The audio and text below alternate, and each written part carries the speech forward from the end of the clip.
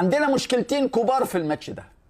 المشكلة الأولى إصابة تاتيانا، وهي النجمة الأولى في الفريق والضاربة الأولى في الفريق، وغيابها مؤثر جدا جدا جدا.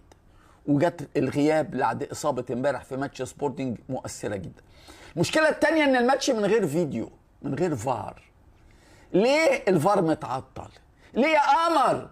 ده أنت قمر. اتحاد الكرة الطايرة قمر، قال لك الفار اتعطل فالماتش هيتلعب من غير فار.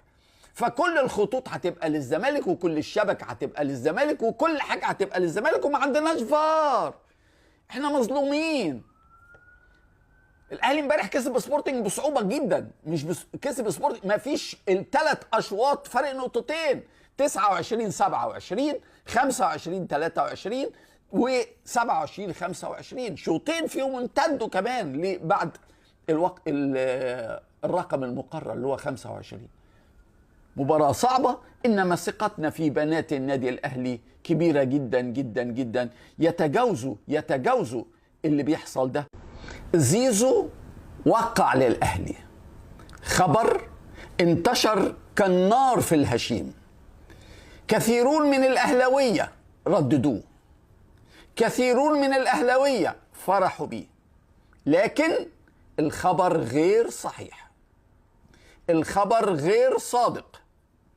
أحد المواقع غير الموثوق بها نشر هذا الخبر، كتب: أحمد سيد زيزو يوقع رسميا للنادي الأهلي لمدة 4 مواسم. يحصل زيزو على 30 مليون جنيه في الموسم الواحد، وكل شيء تم وزيزو أصبح لاعبا في الأهلي. وسيحصل زيزو على 10 مليون جنيه سنويا من عقود الإعلانات، ويحصل والده وهو وكيل أعماله على عمولة قدرها 20 مليون جنيه، وإن زيزو وقع على العقود قبل سفره مع منتخب مصر إلى المغرب. خبر شكله متكامل، خبر شكله يخضك، خبر شكله يخدعك، لكن ده أكبر سم في العسل. سم بمعنى سم قاتل للنادي الأهلي، سم مدمر للنادي الأهلي. مش زيزو، الخبر هو اللي السم. ليه؟